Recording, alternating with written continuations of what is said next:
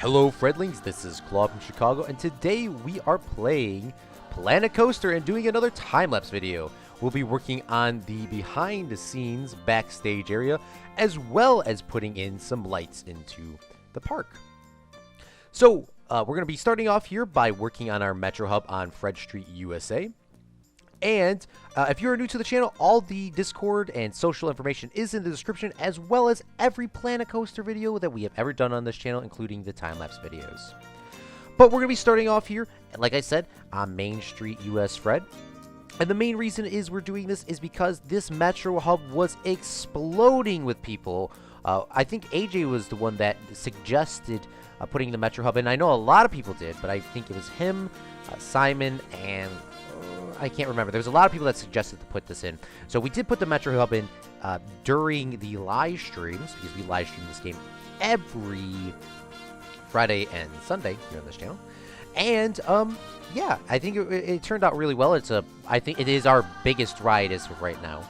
Before it was the parking lot ride, and now it is this ride. So we bumped it up a little bit on cash. But I really wanted to do this behind-the-scenes stage area. I know a lot of people, especially that I see a lot of people that don't do this, and I'm not really too proud of myself for not really doing too much of this in this park. I mean, it was still my first park, but the next couple parks that we do from here is going to have a lot of backstage area, because I really feel like I really kind of just didn't do it at all. I mean, I did keep the theming and all the stuff that could be backstage, but I mean, I didn't really do as much as I would have liked. But we're using these blue ferns, I think that's what they're called in this game. And we're placing these down here. They're all the same. I'm just rotating them just to give up a little bit of variation. And I'm trying to block this, because you can kind of see in the back over there, you can see some of this. And I decided to place some blue ferns here because the main reason is I don't want people standing here on the track waiting too long. I just want people to kind of stay inside. There'll be like an attendant that will tell people to come out, and when they do come out, I just don't want them to see any of that behind the scenes area, or even the buildings, quite frankly. I just want them to kind of feel like they're just going to a teleportation machine, because it is by the sci-fi area. But just kind of like, they get in there. So we're going to be working on the the backstage area, and this is kind of themed, question mark. But we start off by doing a ton of boxes and placing them down over here, because in any amusement park, you would have a ton of spare stuff. This would be spare light bulbs. This would be spare animatronic parts. This would be spare wires. Anything spare would be placed here. Like, for example, even wood. You never know. If anybody has worked a day in their life, some boss will tell you, "Hey, can you go back there and grab me something?" And they'll say, "Oh, it's right over there by the barrels," and it's nowhere near the barrels. And you're looking back here, and you're all confused, like, "What are you talking about, boss? Like, I spent so much time back here trying to find this thing," and of course, it's not there. It's somewhere. It's like all the way in the back and somewhere else, and then you look like an idiot. But I wanted to kind of get that vibe here, because I've done a lot of that. Just go back there and grab it. It's like, where are you talking about grabbing? What? Whatever. But yeah. So I kind of want to do that sort of vibe here. There's just stuff just thrown all the way around. And now here, I think is actually something I think I've seen Geekism do, but I cannot remember who exactly seen it do. This shark does have a weird AI placing stuff, and I figured that out on the pirate track, and it's doing this again here. So we're just gonna leave the shark up for a while in the air until we build the next section. But yeah, so that's what that vibe is. I changed the color on the shark because I wanted to kind of like, I'll explain a little bit later in the live part at the end of this, which is a little bit longer. But it's pretty much to kind of show that it's been sitting out in the sun. I'll go into some more depth about that later. I originally wanted to put the sides parts here, and I quickly realized I did not want to put this here. Even though the sci-fi area is like literally right next to this. So I wanted to keep that vibe. Realistically, you would probably have, the stuff as close as possible to each area. But in this case, we didn't get to do that. And here's the same thing with me doing with the dragon, making it washed out. Now, I think this part here, you'll see this on the glamour shots at the end, because I really did enjoy this little piece here. This is kind of like showing that a statue was a part of that stone being or stone thing, and I just one day, but just sitting in the sun way too long, way too long. It just collapsed and broke apart. And I put a couple rocks here showing, you know, some of the chip things, and we put a Princess Emily statue back there. I was gonna put the king down, but we haven't really referenced the king at all, so I didn't feel like that was as important to do. But I really did feel like that was like that little touch of that guy like breaking. I've seen stuff like that all the time. It's been sitting there for so long.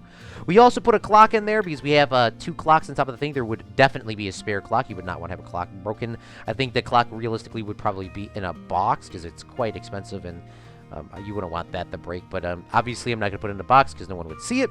We put down some, down some of that fencing for the fantasy area and that sort of stuff. And now, see, that's why the one thing I'm a little bit disappointed about, because I didn't do, I have a backstage area, but I mean, realistically, like in these parks, you would have like a whole backstage area of just like parts just for a certain area, but this is the only real area that I've kind of set aside for that. We put some extra railings, so, I mean, just in theory, think about all this stuff being in its own general location. Like all the pirate stuff would be behind a wall in the pirate area, and the fantasy stuff would be behind the, you know, the trees or behind the rock, you know, something like that. That's what I'm kind of going with. I mean, the sci-fi area does work. Like this would be in all sci-fi parts, and this was the real thing. But we're just, you know, it's a small park, my first park, so I'm not gonna freak out too much about it. I find that beautiful box here with all those boxes on there and those pallets, that's actually a part of the Studios DLC pack. And if you turn it to stationary, it doesn't shake and explode, because obviously that's a Studios thing. Like there's a guy that's supposed to jump into it. So we just shut it off and put some boxes in there, and it looks like it's just a pallet that I built myself, even though I didn't do it. It saves a lot of time, actually. But here, you know, realistically, there would just be like just bunches of just random stuff here. And I was debating about putting this one down because it had a bunch of barrels in there. That's why that was part of the Studios DLC as well. It's an exploding card. If you just turn it to stationary, you don't, you know, none of that. But long story short, it's just too long of a track, and I'm gonna need to build some stuff a little bit later. So yeah. I don't know what I was going with that there. We made a couple rusted out trucks over there, just kind of like the dinosaur vibe.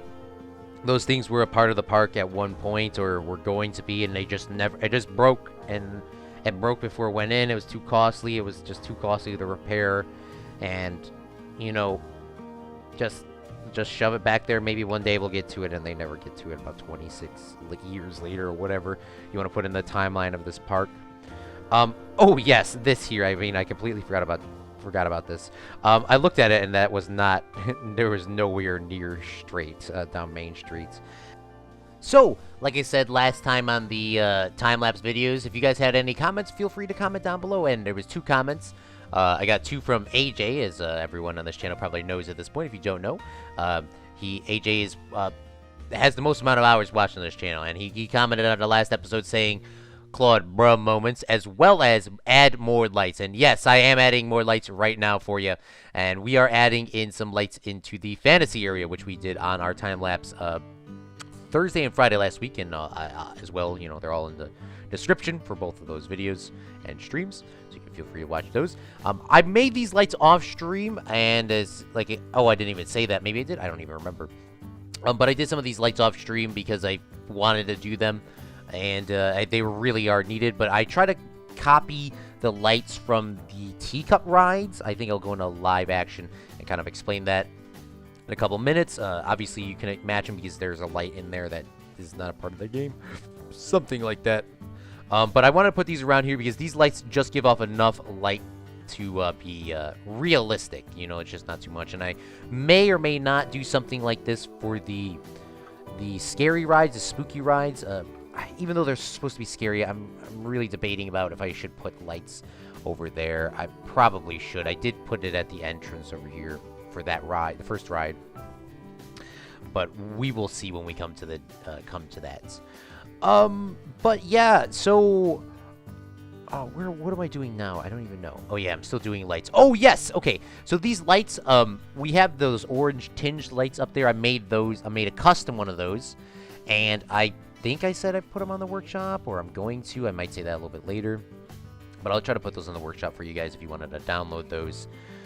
There will be a link in the description once it's up there.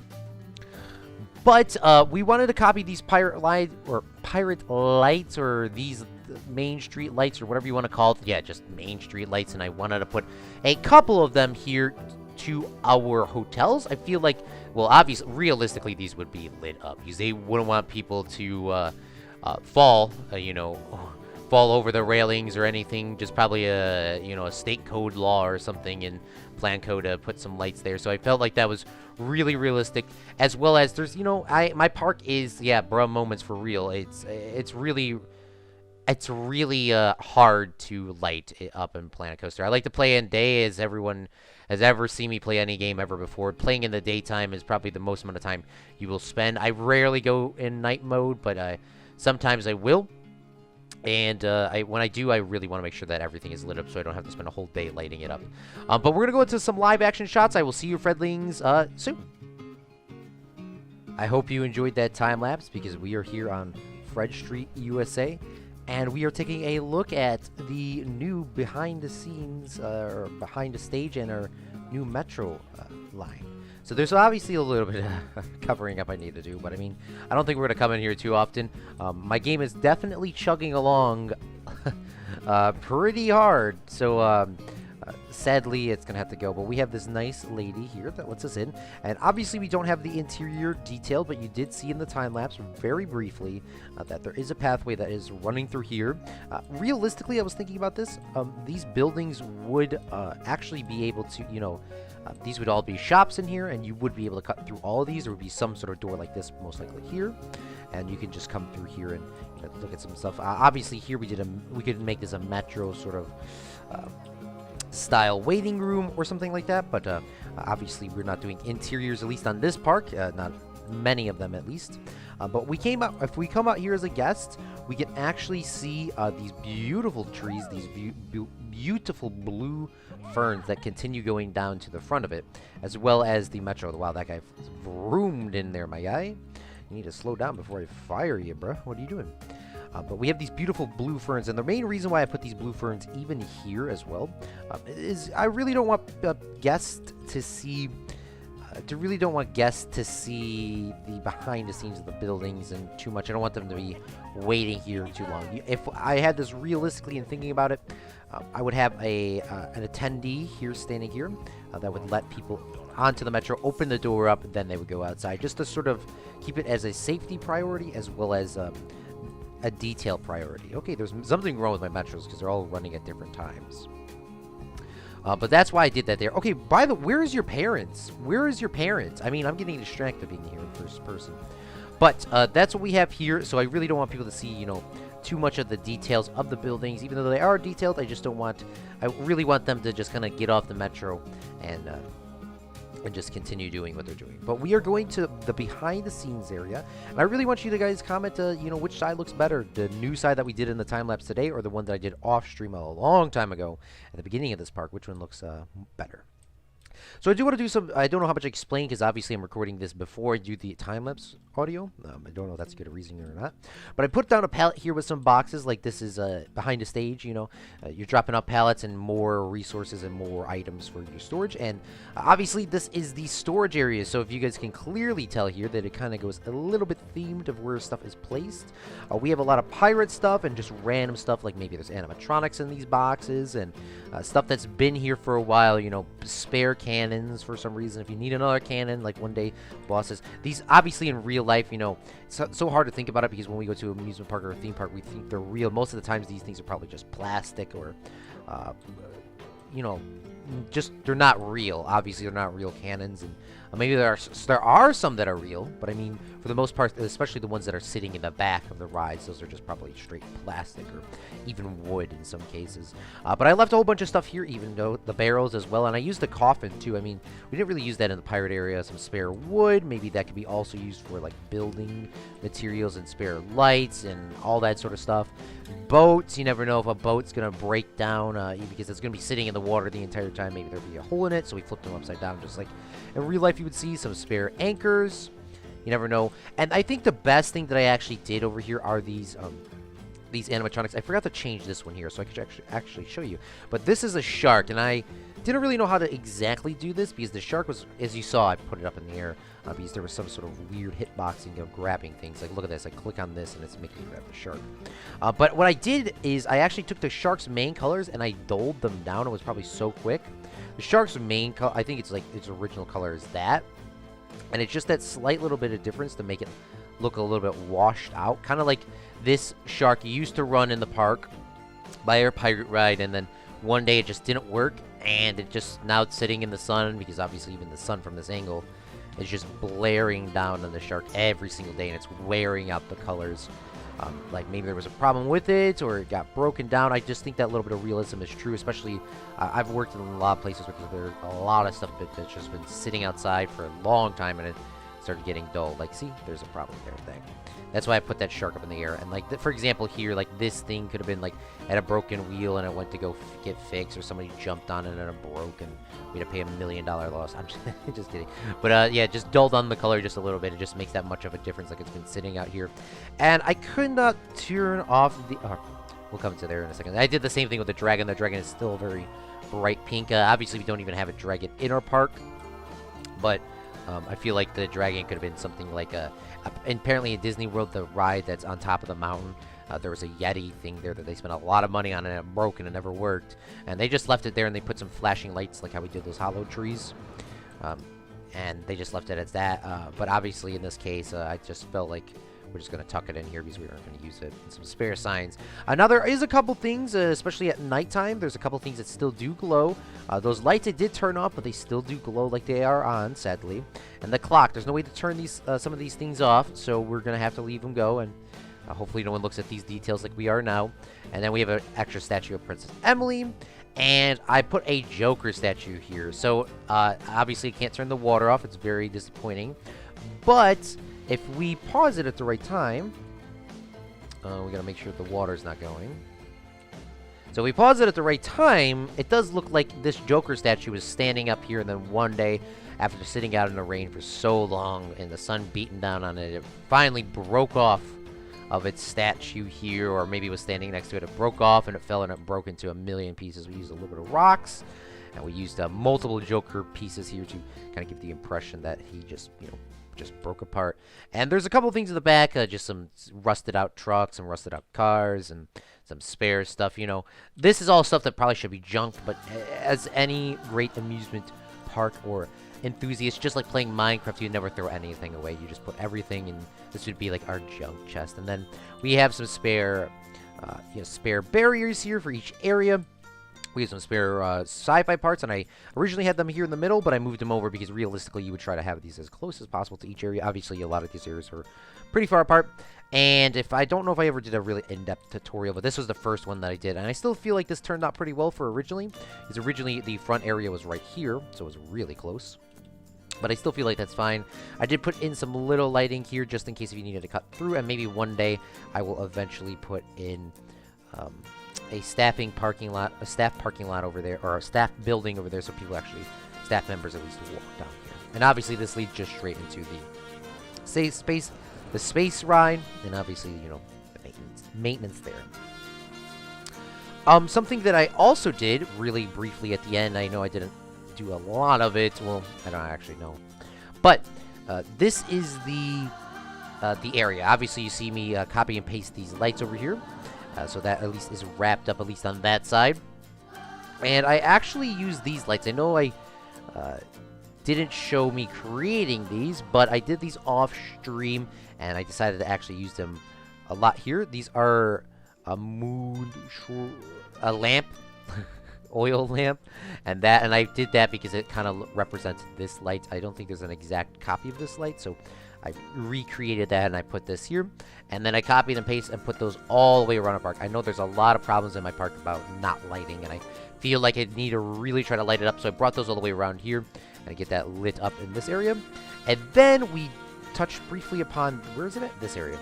We did the same sort of thing with these pirate lights, and this may not be realistic because of the amount of lights. It may also be realistic, because this is not really a specific themed area. This is more of just, our walking and that sort of thing, so I put those there.